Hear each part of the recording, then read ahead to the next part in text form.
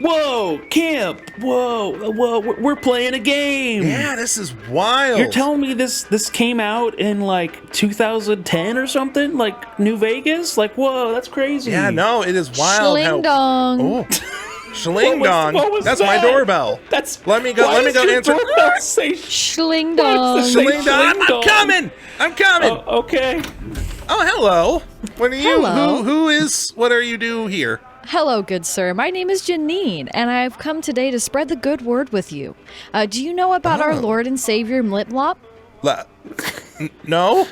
You have never heard the good word. Could you tell me more about Liplop? It's Mliplop with an M. Limplop. Miplop. Miplop. Yes. Okay. Hey, I would like to know about Hey, Miplop. camp, everything okay over there? Jordan, stop! I'm at the door. Oh, okay. Yeah. Tell me about Miplop. So Miplop is our Lord and Savior, as I mentioned. Miplop actually created Whoa! the Earth This is only so cool. 2,000 years ago.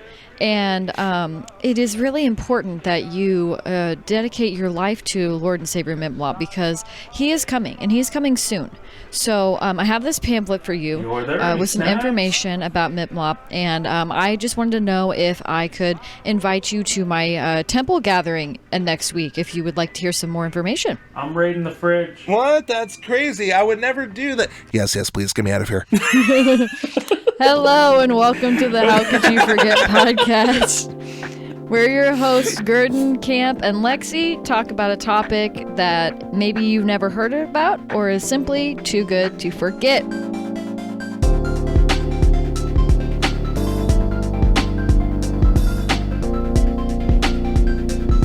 Can I come back to the microphone now? Yes. Yeah, Gurney, come back to the microphone. Okay. You're Hello, good. Yeah, the what's skit is over. The skit is over. What skit? I just stole all of camp's food.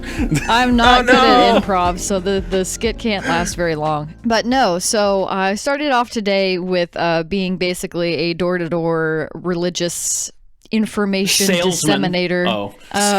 Because you're not really a salesperson if you're going You're door to really door for making money religious. from this, I don't think. Yeah. Well, depending. Somebody's making money along the way. Well, the church or the organization is making the money. Of Mliplop, yes. Yeah, Mliplop, our Lord and Savior. I just made that up on the fly. That is not going to be something that we talk about today. How could you Oh. forget Mliplop is not going to be the name of the episode? No, I did not want to single out any specific group or religion, so I made one up. Fun fact also, that's what we're going to be talking about today. Other people who also have made stuff up, some of it more legit than others. I'd argue all religions are made up, but that's just my opinion. So we're going to be talking a little bit about that today. Wait, Lexi. You're telling me that the intro is supposed to tie into the rest of the episode? Yeah. Oh my gosh, I've been doing it so wrong. I'm so sorry. No, you guys. haven't. No, you haven't. I know. Literally, it was a last joke. You've done it right a episode, you couple talked about times. fanfic writers, and I know. that was the whole episode. I was messing with you, Lexi. He was just tripping. Just doing a little bit of trolling, schling straight donging or whatever tripping, she straight said. jacking the Trolling. style. No, fun fact, I said schling dong because I got that stuck in my head after watching Whose Line, and it got stuck in my head, and I said it I do randomly. like Schling Dong. I will Yeah. make a doorbell and have it That just be like Just Schling Lexi's Dong. voice Pretty saying sure. schling dong. I'm gonna take the recording of it and just Schling trim dong. it. I'll make that my entrance noise on Discord. Shout out to Ryan Stiles on Whose Line Is It Anyway for that one. I did not make that So one up. true. We know you're listening. Oh, that'd be awesome. Love Whose Line. Anyway, Whose Line Is It Anyway? It's mine. And so I was going to say that before we get into this, I want to admit that I do have bias here. So this is going to be a lot of information that, of course, is just straight up neutral information. But during some of these conversational bits, I will have some bias. So wanted to just admit that straight up. So the first topic that we're going to talk about, because this week I've got a couple of different things that all relate to each other and hopefully come together to make sense of something. The first piece that I'm going to talk about is actually a topic that was recommended to us by a listener on YouTube called The Last Masta. They have a Garfield profile picture. I love that. I was going to say, I love the Garfield photo. Yes, they recommended for us, they were begging us to do Adontology. I think that's how Adontology, sure. Adontology. Adontology. Adon Oliver. And Sorry, go And on. it's very funny because the last Master even said it would be really funny for you guys to talk about, but you probably cannot show any images related to it on YouTube. They are correct. There will not be any images in this section, only descriptions. So, Camp, to set us off for this topic, I would like you to play 1 second of Sir Mix-a-Lot's Baby Got Back. All right. I'm playing it here. And then we're done. There we go. Okay. All right. Thank you. That was Yeah. it. That's all we got. There we go. Okay, so Adonatology, I struggle to say this word.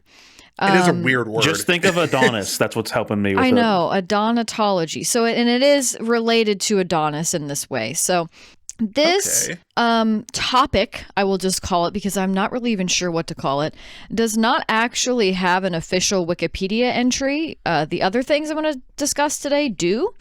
This one does not, because it is extremely new and also just very strange. I don't know how I would categorize this technically. The information that I found was from everylittlething.fandom.com for the wiki page. So you can tell this is going to be straight fire here for this intro. Adonatology, according to this wiki page, is a modern spiritual movement founded by King Adonis I, who claims divine status and promotes teachings centered on beauty, empowerment, and spiritual enlightenment. And this is not to be confused with Adonism, which is a much more fleshed out neo-pagan religion that was founded in 1924. So, Okay. Adonism, something completely different. Adontology, that's what we're talking about today. Okay. What is Adonatology, Lexi? Adonatology, thank you. I'm going to mess up saying this word, but y'all know what I mean. Y'all know what I mean. So Adonatology was founded, I say in quotes, in 2009 by King Adonis I. And I found more information about this from a random, I think it's a Turkish website. I genuinely don't know. It looks like it's just put together from people. I'm not really sure. That's how I most don't want to websites say are it's made. They're usually not. put together. Well, I know, but I don't want to say it's not legit because it seems legit, and they list authors on this. I just do not know what to even categorize this website as. So I'm just going to say this article on this website. Okay. So supposedly, Adonatology has amassed over 1 million followers, and a follower of Adonatology believes, quote, it empowers women with curves and big butts to discover self-love and acceptance and spread it to their sisters, families, and communities. The followers I shouldn't believe... have had a drink before hearing that. Okay. Oh yeah, this is interesting. The followers believe that King Adonis I is a reincarnation of God. And to quote this random website again, quote, he asserts that he was visited by 3 heavenly beings, the angel Ishmael, Jesus, and the Holy Spirit on January 3rd, 1996. And after this visit, he realized that he was God reincarnated, and he was instructed by the angel Ishmael, who had a curvy booty, to establish a religion for women with curvy butts. Okay. King Adonis claims that he was told to wait for the appointed time, and in 2009 he embarked on the mission to spread the teachings of Adonatology worldwide. Cue the song Big Booty Bitches. Okay. That's basically what this... I say religion in some quotes because I don't want to be disrespectful, but religion is supposed to be. It is about worshiping women that have big curvy butts. You're being so scientific about this. It's Because I have to I mean, be. it's where you got to engage with it seriously. There is a know. lot of. she's not just being like, yeah, it's a religion about fat asses. Like you're just. I mean, not yeah, doing it basically that. is. But I'm not going to dwell a long time on this because I think you can kind of get the point. And I was about to wrap up this section because I was like, well, other than the images and the stuff, or I could have done a deep dive into like King Adonis, but I personally didn't have the brain cells to do that. So I I was reading this website and I go, okay, you know, I think that's about the gist of it. But then I read that the article stated, quote, they have a legit dance known as twerking, which is performed during the praise sessions. The adonatologists believe this dance is a pressure reliever and a strain of positivity for curvy women. So I don't know if that implies that adonatology is the founder of twerking. Because, like, I know that's not true. And I also think it's prove it, funny. Prove it. You know what? I don't have proof, so you're right. So actually, I could just be created twerking. I could just be spreading misinformation on the internet, but true. I laughed out loud at that because, you know, love me some twerking. I can't do it, but I love me some twerking. But I just thought that was funny that they have a legit dance known as twerking. That is pretty incredible. Is it different than regular twerking? Like, is it used in a like? Not that I could find. We're going to twerk now, and then it's just like they start like dimming the candles, and then just like twerk to a beat of a metronome. They got like a giant pipe organ. Someone's playing music on it, and everyone's just in the cathedral twerking. Yeah, that would be hilarious. It's beautiful. Or are they just literally playing like I like big butts, and then there's just some women getting down with their ass? Like, is that? Oh, that'd be true. I didn't look that deep into it because I was too busy being like how the legit exalted are dance these is women? That's more the question of how exalted are these women's asses being like? They are the center of the religion. So I was gonna say they would have to be some pretty nice curvaceous booty if it's the center of the Yeah. Thank you for that, Kate. Some very nice curvaceous booty. Yes. No, but also it makes sense because I can't twerk either. Gurden, can you twerk? Gurden more like twerking. There we go. Twerked it. That's my answer. All right, go on. Lexi, do you think I can twerk? I don't really know, actually. I don't know. Probably not. If you've never done it before, you probably would have to look up how you're supposed to actually do it. I mean, that's the thing. You have to learn, like, I'm not saying you have to learn. It's like any other dance. It's like any other dance. You have to get the basics of, like, what you're supposed to be doing in order to be able to do it. Throw that ass on a circle type beat is what you're basically saying, right? Yeah. Okay. So the other big part of adonatology is that obviously it preaches like, oh, you know, women with curves and we, you know, worship them and hold them in high regard. But this is kind of just an excuse to goon, I think, in my opinion, in my humble opinion. Yeah. Again, there's nothing wrong with being a curvy person and having a big butt. I'm not saying that. But I think when your religion centers completely on that, there are some questions to be raised about that and what that even really means. I think one of the parts that throws me off about it the most is this Adona guy or whatever his name is. King Adonis the First. King Adonis, I'm sorry. How King Adonis is like the main guy. While like if it was truly a worship of ass, as we all do, I have a feeling that it would probably be led by somebody with a fat ass to go up there and be like, all right, now join together with me today in prayer of the fattest of asses, and then would just start twerking up there and guide the ceremony of people twerking. Like, exactly. I want to see King Adonis throw it back. You get it. Exactly. No. Also, apparently he is a rapper. Okay. Yeah. Is that him in the Big Booty Bitches video? No, it's not. I mean, I don't want to dive that deep into it.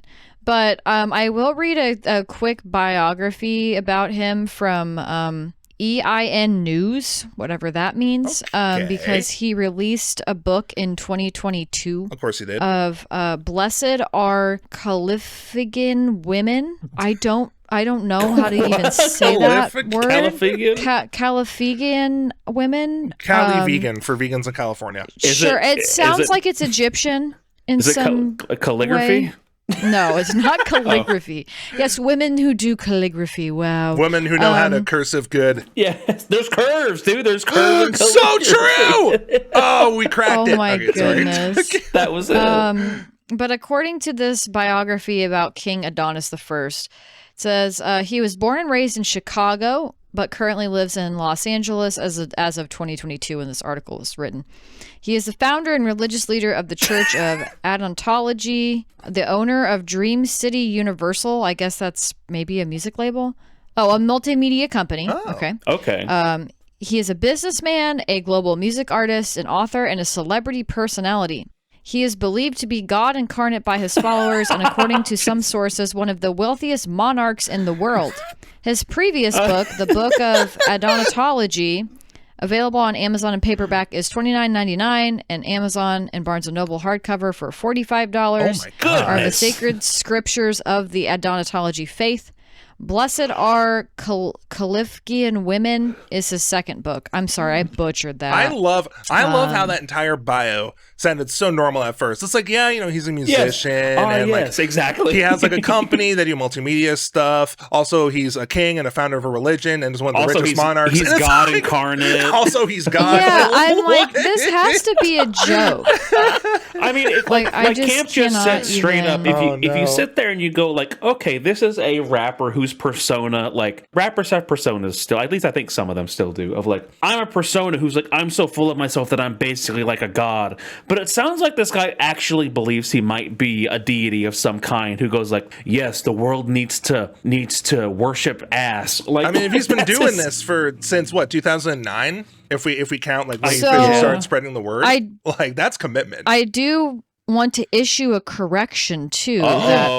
Mid-episode correction. Mid-episode correction. According to All Hip Hop. No one leave a comment about this. allhiphop.com. King Adonis in 2022 was very upset because he was upset that social media was posting fake definitions about the religion. And he wanted to set the record straight that he created this for curvy women, saying that fake articles are claiming that they worship women's butts, but he's saying that's false. He's saying that it is a real religion that empowers and uplifts women with curves. He said in a recent press statement, again, according to allhiphop.com, quote, Adonatology is a beautiful religion that empowers and advocates for Caliphian, which means shapely bottom, I guess, women with the curvy body types of Kim Kardashian, Beyonce, Nicki Minaj, Meg Thee Stallion, Cardi B, and women who have had BBLs. He continued. The memes about Adonatology being a religion that worships women's behinds are ridiculous, false, and fake news. Oh my He says, the public has been misled by internet trolls. Adonatology has never been, nor will be, a religion about that. The church empowers these women through body positivity sermons, using spiritual teachings that enrich the mind and soul of the individual. We teach and enlighten millennials and Gen Z about world history, female sensuality, technology, futurism, and science. That is Adonatology, he says. So I'm not trying to yuck this guy's yum at all, but like, he's like, no, my religion where I am literally the incarnate God is not about worshiping asses, but it's about people with asses It's about uplifting the women with the asses. It's about uplifting the asses and the woman. Yeah. Like, if genuinely, like, if you went in there without a large ass, like, they're not gonna like discriminate against you, but like, you walk through the door and they just execute you. Yeah, I don't really know. But also, I forgot to mention this earlier. Like, they say it's for empowerment and everything, and for all I know, maybe that could be true. But I find it odd that it would be a man running it and it's entirely woman-centric. Like, I don't know. Like, I would want to investigate the motives a little bit more.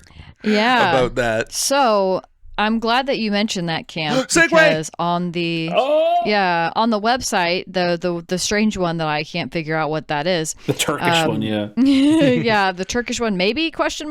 There is a professor of religious studies at the University of Sydney, Australia, named Carol Cusack. And she was interviewed about Adonatology. And here's what she had to say, just a little snippet. She says, quote, the Adonatology website is no longer active.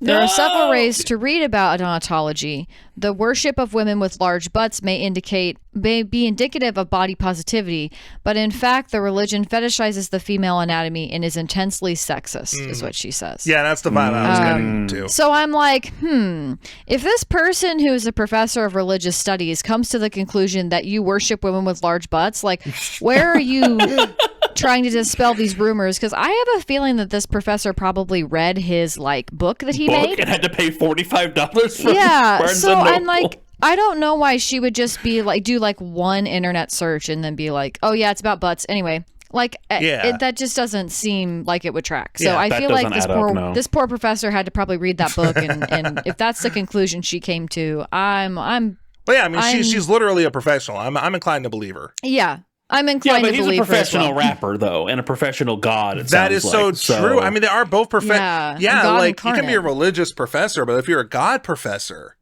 which one's high? You know what I mean? You know what I mean? I'm doing the 6'7" thing in real life. You know what? That's crazy. Oh my goodness. Cam, you have to stop. We have to put you down. I'm so sorry. Mid-episode. Oh my goodness. No. And you're gonna go to the Adana heaven, basically, where there's just a bunch of women with fat asses. No, that's gonna be my hell. That would be hell for that's not gonna work. Yeah, send the gay man to the big booty bitches heaven. That's just no. I mean, I'm sure they're all nice ladies. I'm just like, damn. I don't know what to do here. You do your thing. It's great to meet you, honey. It's great to meet you. Have fun. I'll be over here. I'll be chilling. Worshiping. I'll be chilling. Happy twerking. There's 80 large-assed women in heaven, and then just camp over to the side. Like, what am I doing here? Camp's just like, all right, I'm good. Oh my goodness. You have fun now. So even though odontology sounds like a massive joke, and I feel that it is. It's a grift. Can I make a donation? Like, do they have another website? I'm sure you can. Way of like making a donation to I would think King Adonis probably has social media profiles and stuff. Do you think that when people buy like his album, he's like, yes, another donation, or his books? No, I'm sure he gets a cut of his books. And all my Patreon funding for this month will be going to a donation to King Adonis. Oh my goodness! No, it is not. No, it is not. No, it's not. No, it's not. That's so funny, even though it sounds like a massive joke, and maybe it is, maybe it's not. I don't want to be disrespectful if there's actual principles there or whatever, but there are a lot of more modern religious groups that get lumped into this movement called the New Religious Movements. And so I kind of wanted to talk about a little bit of that today because, odontology is goofy, but it's also like, okay, there's people taking this seriously. So I kind of wanted to use that as a springboard to jump into discussing a couple other groups that I found interesting. Okay.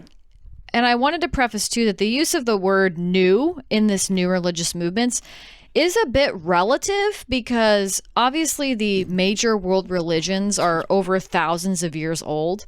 You know, depending on whichever one you're discussing, it could range dramatically.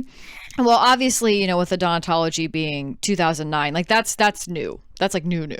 But what can be considered a new religious movement can be anything from like the start of the 1800s till now.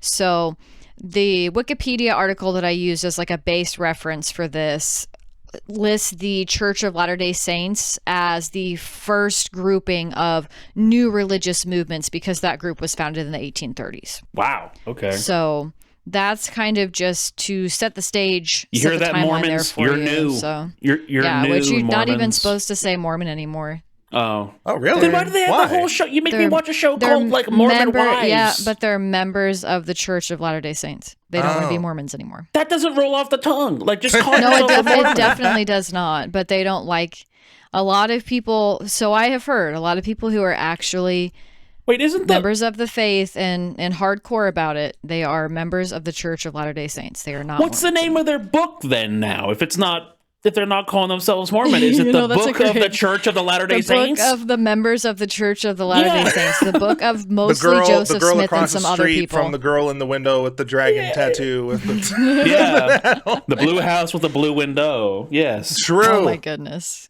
But so as much as that's pissing me off. Your book is called the Book of Mormon, and you're gonna be like, no, we're no longer Mormon. Like, I have to know if they changed the book to be a different thing. One second. No, they're not going to, but they because they can't because they that's a holy book to them, so they're not going to change the name of that. But they're trying to kind of do. If you look up Book of Mormon right now with everybody's favorite search engine, Bing, you get the churchofjesuschrist.org and just the Book of Mormon. So all right, cool. You don't get the musical? That's interesting. No. Bang it, bang. Oh, they probably pay a bunch. They do. I bet they do. So anyway, we're going to get off of that because that would be a very long episode if we talked about that's the a whole. LDS How can you forget Mormons? Yeah. I also don't want to touch that with a 10-foot pole because there Very are other fair. YouTube channels out there that do a much, much better job. There are a lot of ex-Mormons that we're great, okay? We're great. we Okay, yes, but I don't want to take talk down about the whole Mormon. I'm just kidding. We are not. And I don't want to talk about something that I have a very, very basic understanding of. So if you are interested in learning about the perspective of the LDS Church from people who are ex-Mormons, go check out Jordan McKay and go check out Alyssa Grenfell. I'm going to plug them because they're absolutely great. So anyway, going to move on from the LDS Church because we're not talking about that. But we are going to talk about a couple of these new religious movements that I was unfamiliar with until I started looking this up. And we do have a couple of links between things. So I think that'll be pretty interesting. So the next one that I'm going to talk about after the lovely Adontology is a group or a religious following called Eckankar. I don't know if I'm saying like that the right. snake from Pokemon? No. Okay. It is Eckankar. So Eckankar or Eckankar. Can't probably take a gonna stab at butcher it. that. Yeah. I'll copy this for you guys so that you can. Eckankar? Oh no, I cut it I on don't mind. accident. No! Oh, no. I'm sorry. Make a note about that. Eckankar. I gotta be able to spell Eckankar. I don't know how to spell Okay. it. Here we go. I just sent it to you. Beautiful. Eckankar. Eckankar? I don't This know. one actually links back to our previous episode about Sid Barrett. Ooh. So if you haven't listened to that one, please go check it out. Always be plugging. All right, pause this episode right now. Go listen to the other episode, then come back. You have your homework. Thank you. There we go. Yes. Is there give really us a homework like. if it's in the middle of the podcast, though? I mean, Because we're not really I sending them don't know. home. go home Yeah. first off, wherever you are. Turn your car around. I know you're listening to this while you're driving. That means you, Jack. Yeah, I know you're driving right now, Jack. Oh my listening to goodness. this. Got called out. Turn your car around. Sorry, go on. So in the episode about Sid Barrett, if you guys remember, I mentioned that Sid Barrett and his friend Storm Thorgerson went to that hotel. I love that name. I'm so sorry. I love that name still. To meet the guru for the sect of Sikhism that was called Sant Mat. You guys remember me telling you that? Yes, of course. I remember, So- then he got rejected from it. Yeah, Eckankar is derived from Sant Mat. Huh, So okay. that's our link for today's episode. Wow. And- Callback. Eckankar was founded, again, quotes, by Paul Twitchell in Yo, 1965. the streaming service? No. I'm sorry, continue. And despite Eckankar being influenced by Sant Mat, there are a few differences, and Eckankar is not associated with any other church or religious grouping. They're their own thing. It is said that Eckankar came from Paul Twitchell's interpretation of the sacred Sanskrit phrase Ik Onkar or Ike Onkar. I cannot pronounce You're Sanskrit. getting the words. I'm ick from so a car? sorry. Like, is that kind of how it's spelled? No. Apologies to Okay. people who may follow these Apologies religions. to anybody who knows how to pronounce Sanskrit words. I'm so sorry. Oh. And that word in Sanskrit is actually the sacred phrase for one creator. Oh, okay. So Paul Twitchell was like, I'm going to make my own word. So the funny thing about this is, if you couldn't already put two and two together, this guy has a section of his Wikipedia page titled Appropriated Terms. So I'm going to go out on That's a funny. limb and say that Eckankar was a white guy stealing another religious group's terms and making it like it was his own idea.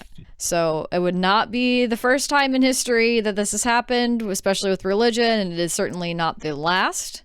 But Eckankar blended, and I say that in quotations, elements of Sikhism, Hinduism, and Indian spirituality. Bro, they really just be So- throwing together religions at that point. Yeah. I was going to say, we're just getting all the infinity and stones of religion. Yeah. I don't want to be disrespectful to Throw a Donatology in. Just throw in no. the worship of ass also. I don't want to be disrespectful to anybody who may be a part of this group, and I don't know, maybe there are deeper things to it. They do actually have a temple and a headquarters that is now in Chanhassen. I have to say it really country-like because I doubt it's Chanhassen, Minnesota. Oh, it's in Minnesota. Yeah, it's in Minnesota. That's why I was like, there's no way it's Chan. So Chanhassen, Minnesota. It is worldwide, though, is what it says. The temple? No, the religion. I know. I'm just messing with Eckankar itself is worldwide. And I tried to find like how many numbers they had or something like that, but I couldn't find anything. So I don't know how big it is or if it's really just like a more local things. It's called also the Temple of Ek, so that's really funny. It's just that. Can you find like an image of the temple? Like, is it a rather large looking temple, or is it like? Yeah, it's a pretty big building. Yeah, we can throw it up here. Okay, yeah, throwing it up here. Send that to you. Putting it up, and basically for those of you who are listening to just the audio, imagine like a typical church building that's like a kind of tannish color with like bricks and stuff, but then there's almost like a golden, golden-ish toned pyramid stairway looking thing. I assume probably where like the sanctuary is or like the main temple area is in this church. Their logo is kind of cool though, not gonna lie. It's like a really funky shaped like E and K. That makes a circle. That looks kind of fun. Yeah, I do. That's kind of like actually looking at it, it's cool. Wait, does the Donatology have a logo, or is it just? Is it just an ass? I don't know, and I'm afraid to look it up. So yeah, we probably. I'm gonna leave if that it's safe for work, I'll put it up here. If not, then you know what happened. You know exactly what happened when it's exactly. So Eckankar was intended to be a blend of all of these different things, I will say again, and I described how it was a blend of Indian spirituality, but there even is like a Christian tie-in too, because the Ek part, the ECK, is supposed to mean Holy Spirit, like it is in the Bible and stuff. From Christianity? Oh, okay. Yeah, so that's why I'm like, I can't even categorize this correctly because it's kind of just a blended up. Yeah, it's like a hodgepodge a blended up mess. Other religious signifiers. So I'm going to quote directly from Wikipedia here. It says that Eckankar teaches that spiritual liberation in one's lifetime is available to all, and that it is possible to achieve self-realization, in quotes, which is the realization of oneself as soul, and, quote, God realization, which is the realization of oneself as a spark of God, have no clue what that's supposed to mean, in one's lifetime. The membership card Eckankar followers carry states, quote, the aim and purpose of Eckankar has always been to take soul by its own path back to its divine source, end quote.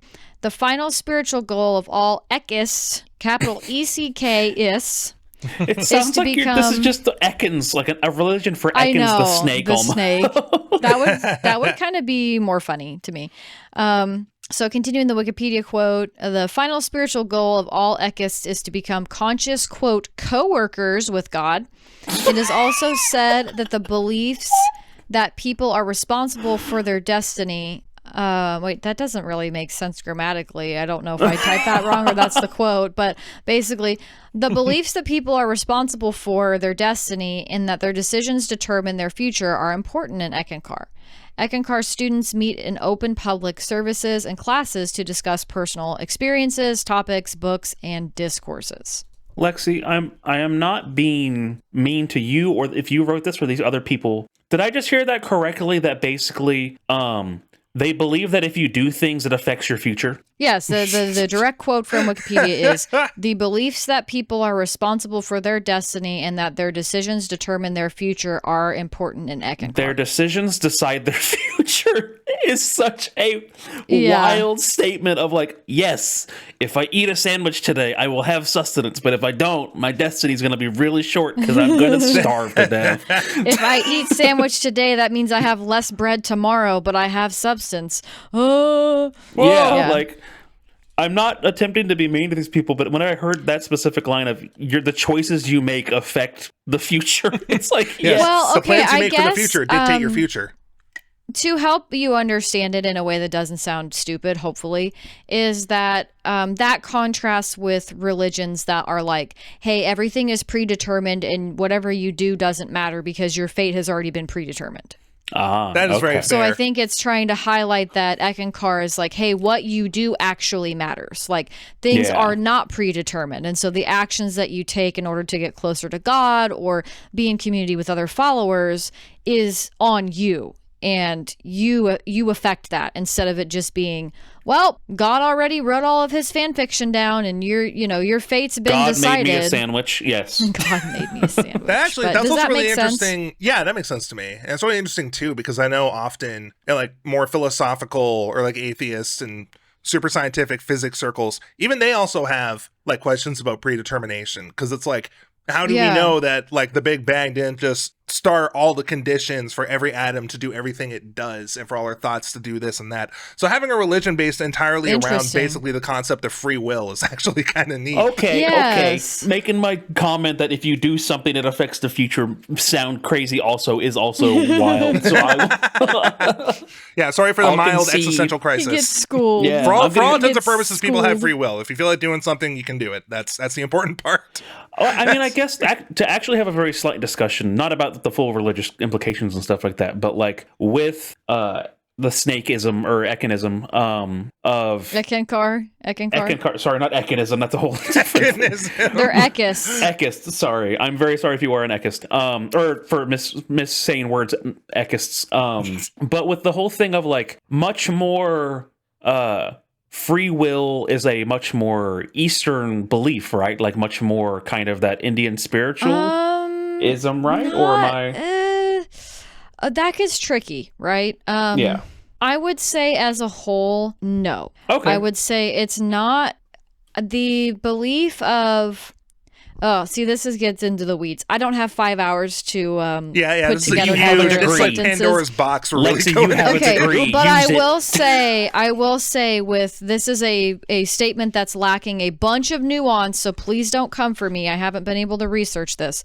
According to what I have studied in the past and what I have picked up, more recently, is that it really just depends on each individual sect of the religion as far as how much stock they put into if things are predetermined. Like, for example, the best way that I can think about it is you have a religion like Calvinism. I don't know if you guys are familiar with Calvinism. Calvinism is a Christian religion. That fucking comic? No, not Calvin and Hobbes. Calvinism is a Christian religion which is unique for its idea of their belief is that everything is predetermined. So that if you're going to go to heaven or hell, God already has determined that. So nothing that you can do on this earth is going to change whether you're going to heaven or hell. However, if you are a member of a Calvinist group or you are a Calvinist, you are going to believe that you are in that group of people who has been selected to go to heaven. That you are the chosen people, essentially. They have, I think it's called the elect. I'm not entirely sure. Sorry, any Calvinists in here. I'm not trying to We're not trying to cast offend anybody. Any judgment on anybody. No, yeah. I'm not trying to offend anybody. I'm just trying to describe from a more neutral standpoint. So Calvinism is a Christian sect, which is very much like, hey, things are already laid out the way they're going to be. So yeah, live your life, but it's not really going to make a huge bunch of difference. Versus I can't think of a religion that would be the exact opposite of that. I mean, maybe honestly, atheism, atheists. Anarchism's not a religious belief. That's government. But because atheist people, if they're well, there is no God, so everything that you do on Earth is going to affect you on Earth and your community. So. And again, I don't want to overgeneralize for atheists either. I'm sure there's people with different beliefs there, but I guess that would kind of be what I would compare it to, is that if you don't believe there's a God, you're not going to believe that everything is scripted or already predetermined. So you're probably going to be like, hey, what you do matters and how you treat people matters, because you only get this earth, if someone doesn't have a belief in an afterlife. So yeah. Definitely. I feel like that's another really important point as well, is that oftentimes people who are at least from what I understand, once again, no offense to anyone who believes this stuff, just assume that we're not offending you at all. That's just blanket statement. There's no goal to offend. Yes. But I've noticed sometimes that people will kind of use that as an excuse, the predeterministic thing, to be like, well, like if I want to be a dick or whatever, like that's just like predetermined. That's the world. God's going to take care of everything else. And it's like, no, you still have to be a good person. Like you don't get to be like a nuisance. Like around well, and it the is world interesting too, because within Christianity itself, you have even the distinction between Catholics and like some Protestant groups, where in Catholicism, you know, they have the sacraments and they have these things of, well, you are supposed to do these things, you know, to show that you are a believer and to not prove to God. That's a wrong word. Again, not trying to offend anybody, but like if I am a believer, I need to go through these steps because that is important to my faith and to my salvation. You know, the whole faith by works versus faith by, you know, is merit? it grace, whatever grace or whatever the other word is. I don't remember now, but the idea of, do I have to do things to please God in order to get into heaven? Or like, again, other Christian groups who believe, well, Jesus' sacrifice on the cross was enough. I don't have to do anything in this life, but I want to live a righteous life without sin because I love God and that's how I want, you know, I want to live that life. Yeah. But ultimately, if I've accepted Jesus, I'm good. Like nothing I can do on this earth is going to make me more saved. Does that make sense? Yeah, that makes sense to me. Okay. I probably butchered that. I'm sorry to any and all. Lex, you're using your degree. It's people. fine. You're amazing. We're not I offending know, but any- I'm on the spot, and so I'm probably rambling and not making much sense because I didn't have time to prepare this. So yeah, I mean, I was promise gonna say, I'm not out an of the idiot. three of us, I feel like I would take your word like above us too, because you actually kind of know what you're talking about. Okay, I see how it. Oh my goodness. You didn't get a degree in this, dude. I didn't get a degree. I know. That's fine. But random tangent there about different stuff. Yeah, we kind of do. Can we have a counter for how many times I didn't mean to? I don't want to offend you. Or I was going to say, I want to add a counter. I'll add a little ding. That's why I laughed Non-offense after counter. we kept saying Yeah. like, look, I'm not trying to offend anybody. Like, if first off, if an odontologist is going to listen to this, they're going to be like, wow. They don't know about ass. And then like when we're talking about like Calvinists and I make a joke about like Calvin and Hobbes, I'm not actually being mean. Like we're chill. That's We just so be kind of funny. saying shit, you know? Like that's what the podcast kind of is. And speaking of saying shit, you know, Lexi, let's let you say more shit. I'm also glad that you guys were mentioning about like being offensive / non-offensive, you know, because it leads into this last little bit I have about Eckankar. So there's a ton of stuff about their belief system. I just kind of gave the high level overview of what the ultimate like goals were and things like that. I did want to point out on the Wikipedia page, there is a section of criticism about Eckankar, and it mentioned that David C. Lane, who is an author that wrote in his 1977 book, which was titled Introduction to New and Alternative Religions in America. So David C. Lane, this author, suggested that Paul Twitchell, who is the founder of Eckankar and also a former Scientologist, incorporated Scientology teachings into Eckankar. So I will say, as much as I do not wish to offend anybody, I am not a fan of Scientology, and I will call that one a cult. So that is where I stand on that. A little bit of a cabinet to the disclaimer. No offense to anyone except Scientologists. Yeah. I'm not. I don't mess with Scientology. We don't do that here. Other groups, I'm open to hearing what they have to say, and you know, I admit my ignorance on topics, and I don't want to rush to call anybody a cult, which we'll discuss later. But Scientology, I don't mess with that. Lexi and I'm Camp just leave. hating on science. I see how it is. They just hating on science. Remember when I first heard about it, I thought it was like a super scientific thing, and then I looked and I was like, oh, it actually could not be more of the opposite. Cool. All right. Right. So I'm going to leave that one there and not dive any deeper into that one about Eckankar or Scientology. And we're going to move on to the last new religious movement that I wanted to discuss today. It's by no means the last in the list, just the last religion one. Ever. Yeah. The last one I'm going to discuss today because we've already gotten off topic like 5 times. So the next movement is called Thelema. I don't. Thelema. Again, very Is that like interesting. Velma, but with a TH? I'm assuming. Kind of. It's THELEMA. So Thelema, I think, maybe? That's interesting. I know a song called that. I wonder if this is where it's from. Interesting. Okay, well, we will find out. So I had never heard of this before, but I had heard of its founder, Aleister Crowley. I'm sure you've heard of Aleister Crowley. That name sounds very familiar, but I cannot remember why. Yeah, I don't know. So I only knew about 2 things about this guy because of the Ozzy Osbourne song called Mr. Crowley, which is about Aleister Crowley. Crowley, I don't know, British. I don't know how you're supposed to say it. I don't know British. Crowley. Lexi. Yeah, I don't know British. And honestly, there could be a whole episode about Aleister Crowley. I'm going to say Crowley because I think that's how Ozzy Osbourne says it. But we're not going to dive into him because he'd be a whole 5-hour thing. But I am going to talk to you guys about dilemma, whatever. Again, just go British. with one of them and run with it. That's what I do. Dilemma is considered a new religious movement that was founded in the early 1900s, of course, by Aleister Crowley, who we mentioned. And it is described as a magico-religious doctrine, which is just a fancy way of saying that religious adherents believe in magic. Okay. It's literally... By magico, do you mean just like the word magic with the letter O? Magic with an O. Mm-hmm. What? Yes. I'll copy it here for you so you can. Okay. Magico-religious doctrine. Oh my god, that's so stupid. I couldn't even come up with like a missing. I don't think it was them that came up with that. That's just how it is described. So but still, like somebody that wasn't them. I believe in magic. Like you're not even calling it like I believe in magic with a K, like how some people say. Oh no, that is like, how he's that is how he spells it too. Magic. Magic is how Aleister Crowley. Oh my gosh. Yeah. So, it's a magico-religious doctrine, which is just a fancy way of saying that the followers believe in magic. But this distinction is made because many Western religions do not believe in magic, and oftentimes they perceive it to be evil. So it is actually important to point out that this religion does believe in magic. Is that their main doctrine? It's just magic? Like, is that it?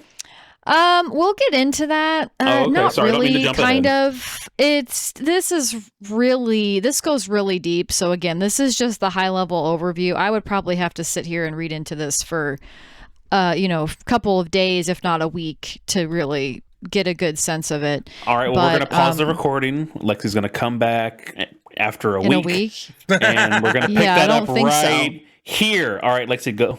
Wow, okay.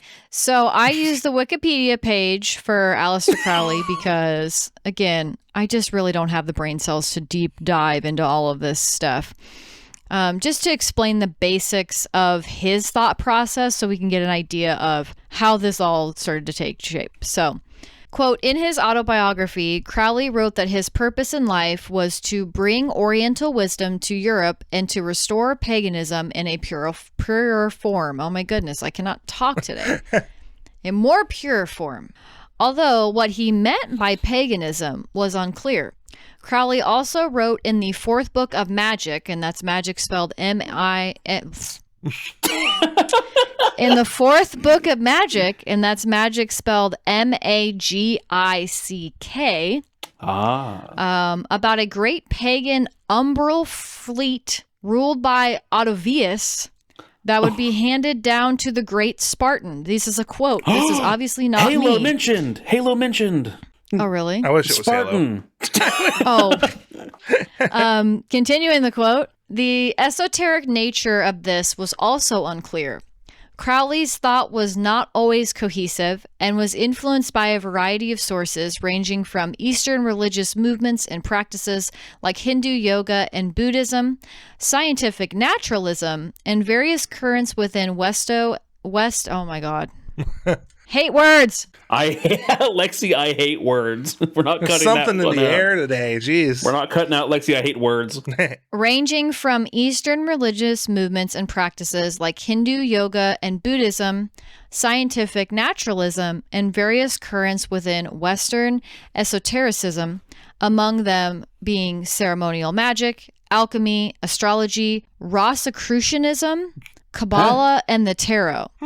I don't know. Rosicrucianism? Rosicrucianism? That sounds like something that's in a Beatles song. I'm not even joking. Esoteric Christianity and Hermeticism in early modern Europe. Fair enough. I don't even Maybe that was in a Beatles song because that word sounds very familiar. Rosicrucianism? Yeah, it has something to do with like roses. So sure. Hell yeah. So basically, that quote was to help you guys understand that Aleister Crowley just did whatever. There's a lot of stuff going on here. Okay. Now the real question is, did he do the thing that every quote unquote like, man, I don't know what I'm doing, but I've made a religion, where he's just like, also, I'm going to sleep with your wives. Like, is that a part of it? Well, damn, okay. Not quite, but there are definitely some strange elements here. So glad you said that. Okay. According to the Wikipedia page, historian Alex Owen believed that Crowley behaved in accordance with the decadent movement of the 19th century, which prioritized a life of excess. So just kind of living life to the fullest. There is, what is that Greek word for that? Hedonism? All my friends will never die. Yeah, hedonism. Thank you. Hedonism. Very, very hedonistic in nature to me. So I wasn't really sure what this meant, other than thinking like, oh, maybe does that mean like hedonism or whatever, until I read a passage later on this Wikipedia page explaining Crowley's belief in magic with a K. And this quote here, quote, "Sexuality played an important role in Crowley's ideas about magic and his practice of it, and has been described as being central to Thelema. He outlined 3 forms of sex magic, the autoerotic, homosexual, and heterosexual, and argued that such acts could be used to focus the magician's will onto a specific goal, such as a financial gain or personal creative success. For Crowley, sex was treated as a sacrament, with the consumption of sexual fluids interpreted as a Eucharist." A Eucharist? What does that mean? Oh, God. End quote. The Eucharist is like communion. Okay. In the Catholic Church. I mean, that sounds like fun. So I'm not going to read the next couple lines after that, because there are a lot of words that YouTube Lexi? and Why not? money sources don't like me to say. Can you use creative language to change some No, of the... I am not going to. Not even I'm going to try. spare everyone. You just go back to that line I said about what's interpreted as the Eucharist to him, and I think you can use your imagination and put 2 and 2 together. They're just holding hands. It's this adorable. Yeah. Are we going? Is this making a full circle back to odontology? Are they talking about like? No. Well, see, I don't even know. okay. I don't even know if like sexual stuff was part of odontology. I think the dude just likes looking at asses. Like that's. Yeah, I don't really know if there I was are making like a joke sexual about rituals. eating ass. Okay, I'll admit it. Okay. I was making Oh a my joke about goodness. eating ass. That was the joke. All right, rip monetization on All right. this channel. You can say eat ass on That a is fair. YouTube I do video. say worse on my own channel, and I barely get age restricted, so Oh it's my fine. goodness. Okay, so knowing all of that about Aleister Crowley, how do we define Thelema then? Well, it said, according to a Wikipedia page, quote, "Crowley's theological beliefs were not clear. The historian Ronald Great. Hutton noted that some of Crowley's writings could be used to argue that he was an atheist, while some support the idea that he was a polytheist, and others would bolster the idea that he was a mystical monotheist." So literally anything. That's any of them. Yeah. That's all of them. I've also never heard mystical monotheist. That kind of goes hard. It does actually. What does that mean though? That just means belief in one God. Then the mystical part probably has to do with the fact of like believing in magic and things of that nature, which is not common with okay. other types of monotheism. And then, of course, polytheist or polytheism is belief in multiple gods. So I love that this guy's beliefs were so convoluted and so like crazy that literally religious people are like, we can't even figure it out. We have no clue. professors and studiers are like, bro, I think it's this one. The other one looks at him like, what are you talking about? Bro? Like, he didn't believe in a god. And the other one's like, nah, one. He believed in one god. Singular. Magical god. Yeah.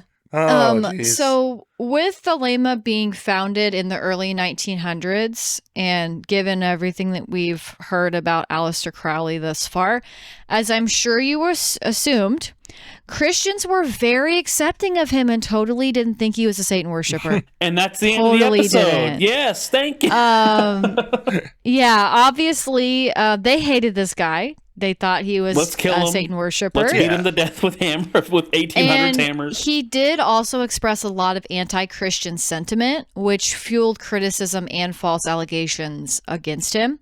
So, quoting his Wikipedia page again, quote, he was accused of advocating for human sacrifice, largely because of the passage in Book 4, which he stated, quote, in his book, a male child of perfect innocence and high intelligence is the most satisfactory victim, and added that he had sacrificed about 150 every year. However, this was a tongue-in-cheek reference to ejaculation, something that was not realized by his critics. Okay. All right, I know what I'm calling it now. I just sacrificed. Oh my goodness. I'm sorry. So he was also like... He was most likely not a good guy, but he was also kind of a troll, it sounds like. Back in his era of Lexi, what of this image of this person from the Wikipedia article for Thelema, where it looks like they are wearing like priest robes, but with like a jaguar or like a cheetah pelt off to their side? Yeah, it's a pelt. It's definitely a pelt. Yeah, we'll put it up here for you guys that are watching the video. Side, some weird, like, Egyptian-looking turban. Like, what makes you think that this is not just what bullshit can I put on myself? Yeah, and I don't know. I don't know how authentically he believed in it too, because he was very inspired by ancient Egyptian religion, which is why he's probably dressed that way in this photo. But yeah, I don't know. It's just like, that's why I said it's really difficult to nail down or to define or put into one singular group, because it's what is it? Yeah, he definitely seems really enigmatic. Like, yeah, very all over the place. He very much not sure what his motives are. I feel like this is one of the few examples of like, what if we just combined every religion? But then when you do that, they all start kind of getting jumbled up and like kind of mismatched. So then you just go, well, I'll take the best parts of every religion and my favorites, which are jerking off, and then he just made the religion that basically of like. But you know what's wild is I would think that this is just like to, you know, goof on people and do a big joke, but it's like it's still going on. Like people there were love people jerking that, off, Lexi. That's what. No, I know, but that's not central. Donatology. That's not central to this belief system. I thought you said that it was a major thing for communion. No. I said that they used sexual fluids in the Eucharist, but that doesn't mean just like the one person. I'm not reading the next part after that because they treated sex as a sacrament. Yeah, that's the important part. That's what I'm saying. But that doesn't mean that the whole religion is founded around that. It's just important. But that's what, Lexi, we're saying the same thing when it's not the difference of... I'm not sure we are. I'm saying that to this religion, they're like, hey, sexual things are a very important part. While so many other religions are just like, no, that's immoral. And so people given the choice of, hey, here are 2 religions or like 8 religions, 7 of them are like, hey, sex is okay after marriage, or this one where it's kind of like a pivotal part of it. People are going to go, well, why wouldn't I choose that one? Like, given the choice, basically. Right. It's just very interesting because I'm like, I can't tell what of this is very earnest and like what he actually thought versus what can I say to advance my idea that people should be able to just get their freak on, essentially. Yeah. People love getting their freak on, though. That's the big part of it. Letting their freak flag fly, as long as it's not like criminal or something. Because I don't think that there was actual. I haven't looked too deep into it, but I don't think there was like criminal behavior. Spoiler for an episode that's going to be coming up in this year at some point. But I'm going to be talking about a silverware company where basically that was one of the major things was kind of like, hey, getting kind of freaky. Like the early 1900s had a very weird push for like basically sexual freedom and just people being like, let's just be ourselves and get back to quote unquote our roots and stuff like that. So like, yeah, there's always been that push and pull kind of times where it's very conservative and then times where there's countercultural movements, and that makes a lot of sense to me. Yeah. So yeah, to finish up talking about Thelema and Aleister Crowley, obviously he kind of wanted to just get his freak on and like had a lot of religious elements in there. And despite him being very open-minded for his time, I think it said that he was bisexual, and there's these elements of sexuality in the faith and all this stuff, or in the movement, I should say. He also was very criticized by people, but in no surprise either, he was very misogynistic. No shocking bits there. And I mean, he did identify himself as a prophet, so do with that what you will, make your own conclusions at that point. True. But that was the summary of the three sort of, I guess I'd call them religious anomalies, things that kind of just come up. But I wanted to link those together because, of course, we had a Donatology suggested to us by a listener. So thank you so much for that, The Last Master. And wanted to loop in a couple of other groups because, as weird as it might sound, there are plenty of counter cult movements that oppose the new religious movements, like Eckankar, like Thelema. Maybe you could even say a Donatology. Again, I can't tell if that one's just a straight up joke or not. But the largest one that I could find of these counter cult movements within a religious sense is the Christian counter-cult movement, which refers to many different Christian fundamentalist groups who will identify anything as non-Christian as a cult. So according to the Wikipedia about these Christian counter-cult movements, it says, quote, since the 1980s, the term new religion or new religious movements has slowly entered into evangelical usage alongside the word cult. Some book titles use both terms. Okay. So from that kind of led me down this rabbit hole and to where more of our discussion pieces today about how the actual definition of a cult within the development of a religion is, quote, a system of religious veneration and devotion directed towards a particular figure or object. So it is not inherently a negative term or have negative meaning. But then the second definition of the word cult is, quote, a relatively small group of people having beliefs or practices, especially relating to religion, that are regarded by others as strange or sinister or as imposing excessive control over members, which to me is a rather lengthy definition. That's a very wide open definition as well. Yes. Yeah. I think it kind of jumps to some conclusions, though. And I think that it actually reflects how people in the modern era think of a cult or define something as a cult. Because I wanted to hit on the point of we are very quick in our society to label something as a cult. And don't get me wrong, there are plenty of them out there. And trying to deprogram from being raised in a cult or being in one for any amount of time is very serious. And I take that very seriously.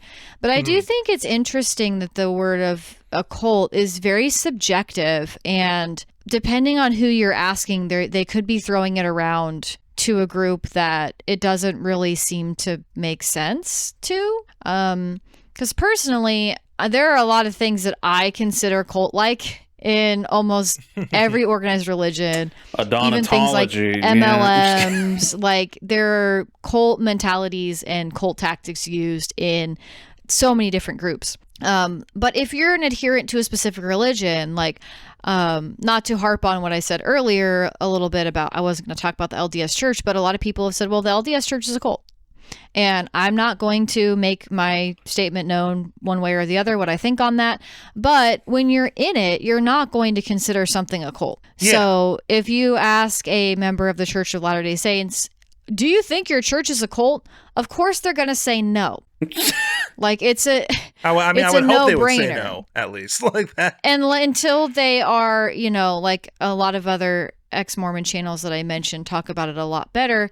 When you get out of it is when you're like, yeah, that was a problem. So it's kind of interesting how I think cult gets thrown around a lot, especially in a more modern time, especially with the rise of true crime and people's interest in that. And I think people just have a big interest in cults and learning information about them. While I would argue there are a lot of religious groups and other types of organized groups that definitely strike me as a cult, but that's not the common belief about them. I think one of the things that really people differentiate, Lexi, is like, I can't even think of like a cult's name, like one that is considered like cult, but we'll just say like the White Mask cult or something like that. Like, well, I mean, I would say something like, have you heard about Nexium? That okay, was perfect. Okay. There was a documentary about that. Yes, I remember, but I was just trying to make, say for example, Nexium kept expanding and expanding like exponentially, right? Mm-hmm. Say Nexium got to the point that within almost every single major city in the US, in England, in Canada, and all over the world, there was usually a Nexium place of gathering somewhere in major cities across the world. Mm-hmm. You would then usually not consider that a cult after it reaches like critical mass, right? That's whenever, right? That's when the definition changes, because again, like, even if it is very much like, hey, Nexium is a cult, and basically was, again, all the really and the bad reason stuff. why I say that is because the cult leader is a convicted SO and for racketeering. So I feel very confident in saying that was absolutely a cult. Yeah. I'm gonna offend you, Nexium people. But anyway, like with well, that, not the like, poor people that were in there. I meant the people in charge, Lexi. Okay, the leader guy. Yes, but like, say that it got so big that, again, there was literally a Nexium gathering spot in most major cities. That's at the point where you wouldn't consider it a cult. Like, it might have, quote, cult-like tendencies, or it might have, like, beliefs that are much more, like, cult-ish, but I think it's just straight up the scale and size of it, right? That, like, probably... I agree with you on that, because, honestly, the original definition of like a cult within religious terms is like, hey, it's not a big thing yet. It's just started out. It's amassed this, amasses a following. It starts out with a small following. And so that's kind of a phase in any religious development. But I think where I'm getting hung up, or where I have the issue, is that the word cult has such a negative connotation to it that it would no longer do people think of it as like. The only time I think cult gets used rather appropriately is if you say a film is like a cult classic, right? That means there is a dedicated small group of people who love this film or love this director or whatever. And that is cult being used in a way of, it's not negative. It's just saying, hey, this is loved by a small group of people. Yes. But when people are quick to label a movement or a religious group as a cult, but then on the flip side of that, they're not calling something a cult because it's just so large now. It's going to change with how things come and go with language.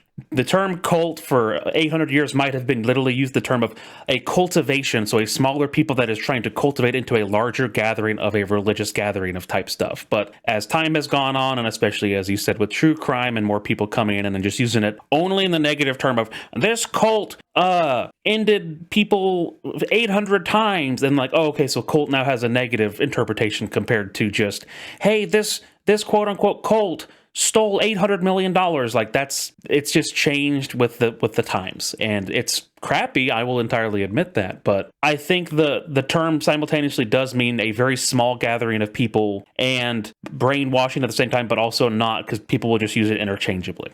Language is funny. Yeah, I think to your point about how language changes and evolves, I think that's definitely applicable here, but I also just wanted to call out the fact of, like, just because something gets so large, then it finally becomes like socially acceptable, so people don't call out these groups as much as they should, because it's like, oh, it's socially acceptable to be a member of this group, and so, I'm not going to criticize it, or it's dangerous to criticize it, which, like I said, with Scientology, like, it's dangerous to criticize Scientology, especially if you're a former member, because they will find you, and they really do care about their image. And so it's very weird how we discuss cults in this more modern age, because it feels like the more socially acceptable it is, or the more fear there is, people kind of go into the shadows because they are afraid of talking about it, or they are the one or very few vocal people talking about this group. And since they're not considered the majority, it's like, oh, well, you're just sitting there calling this a cult, but like, you don't know what you're talking about and all that kind of stuff. Whereas just because something is a big institution of some kind, people are afraid to criticize it. And so it goes without being criticized. So I just wanted to wrap all that together to say that, in the early 1900s, when Aleister Crowley was doing Thelema, people were like, oh my God, this is a cult. He worships Satan. And, that typically does get associated with people who are either, Satanists, or even just the Church of Satan, who really isn't even, Satan worshipers. They're more like a pushing against religious stuff, but it's applied to people like that. And then it's not applied to, super massive mega church. So I just wanted to point that out. Thought that was interesting. They can just unless it's straight up Scientology. Oh, exactly. Yeah. They can just call anything and just say it's evil. It's the devil, and people go, oh, it's the devil. Like it's the easiest thing. If you don't like something, just claim devil and you win, basically. So right. So yeah, that was a lot of random religious stuff. So I hope that threaded together in some way. I'm not sure, but hope there was still information in there. I found it quite interesting, to be honest. You brought together 3 different things and taught us about them, Lexi. That's great. And the listeners at home as well. Anything else? Because I yapped for 5 hours. Wow, that was the quickest 5 hours I've ever had in my life. Yeah. I think I'm good. I feel like I interjected when I wanted to. Yeah. I think that people simultaneously don't like just having their beliefs questioned, because that believes that they're a very core part of what they believe. And so even when we were saying stuff like, I don't want to offend anybody, like, of course we're not going into this trying to offend anybody, of course, but like we're also just going into that legitimately just to be like, hey, we're not attacking you. We are literally bringing up again that one of these religions just worships ass. Like that's just a fundamental part of it. And like if you use that same terminology for like another religion that was like, hey, we really like water and like ocean type beings, or we believe in like a water based god, like some people might take that as offensive. Other people might be like, oh no, we just worship like some sort of like water based god. Like it's the Na'vi. Yeah, the way of water. The blue people. Yeah. So true. I hate Avatar. No, but also in that vein too, it's like you made a good point, because it's whenever I'm like questioning stuff about religion or anything else in life that's like really near and dear to people who might take my questioning or anything like that, it's like bad. Like I really don't intend it to be. At the end of the day, I just ask stuff out of like genuine curiosity, as I think a lot of people do. Because I do want to know, exactly. like if the dude really loves ass, I'd love to know how like the religion works and how it operates and goes into that. Like it's just genuinely a fascinating kind of thing to me. So that's all. And I think I'm just also skeptical of anybody who claims that they are a reincarnation of God or a prophet or something. Wait, that's a little bit. That's a little bit wild. Yeah, yeah. My take on that is like, I don't want to deny anyone's personal experience, but I'm like, what is the motive here? What would be the reason that somebody would be claiming this, and how do they benefit from that? And I think I asked that about a lot of different things, but I think that's where I draw the line of if someone's claiming to be a reincarnation of something or God, not just anything. I mean, reincarnation is fine if you believe in reincarnation, but if you believe that you are reincarnated as a god or a prophet, or that you are a prophet, or you were sent by these angels or something, yeah, that immediately is a cause for pause for me. I'm like, yeah, what is the meaning of this, and why would somebody benefit? Yeah, what is the motive of calling yourself a god and surrounding yourself with curvy women? True. Like I'd be interested to hear it, but I don't know. All that ass, that's the answer. Yeah, there you go. And I also just wanted to end on the thing that is really near and dear to me and important to me, that cults are very real. People that are cult leaders have cult-like mentalities. There are many, many survivors from different groups all across the world. And I just want there to be more compassion and nuance for these survivors, when we discuss different cults and things like that, because the psychological effects are very real. And I am a big supporter of survivors and people who are trying to deprogram, people who are trying to deconstruct from oppressive religious structures. That is super important to me. So that's kind of the end message I wanted to get out, is that, you know, people can have their different beliefs and that part is totally fine. But if you're harming other people, you are exercising control over other people, that's when I'm no longer going to be chill with you. So yeah. That was my disclaimer, I guess. 100%. Lexi doesn't like when people get hurt. That's a wild statement. And I'm about to say something controversial. I don't want people to be manipulated. When you started talking about cult members, I thought you were going to use that to go into the Patreon. Yeah. Well, I am, because I will say the only cult that I am a fan of is the cult of Battle Bus, who are our lovely patrons over on patreon.com for Camp for Gurdon. We just made a post on our YouTube channel that we hit 180 subscribers. Let's go. So we have 180 members of the cult of Battle Bus, the only cult I love, and just wanted to shout all of you guys out. Again, this was very rambly and I did not have as much prep as I would have liked on some of these topics, but hope y'all know that we are here for you and we get your suggestions, we read your comments, and we appreciate your support in being able to just ramble about random stuff. Yeah. So thank you. Battle Bus loves you, each and every one of you. Battle Bus is a reincarnation of the original cat, so that's how strong Battle Bus is. Battle Bus is actually a sphinx, is a reincarnation of a sphinx from ancient Egypt. Yo. So we will also be coming up with terms to help describe her. So that's why she's an asshole and bites my feet to wake me up to feed her, and because she's so strong. You're not worshiping her hard enough. I'm not worshiping her football hard enough. I'm sorry. So thank you so much for listening and supporting. Make sure to give us a like, comment any recommendations you might have below, and we will see you in the next fortnight. Woo! The true Battle Bus. We have the Battle Bus and Fortnite. That's so true. Oh my goodness. We're a fortnightly podcast and Battle Bus is our icon. That's so true. The Church of Battle Bus, the cult of Battle Bus. We can never do an episode on Fortnite. We can never do an episode on Fortnite now, though.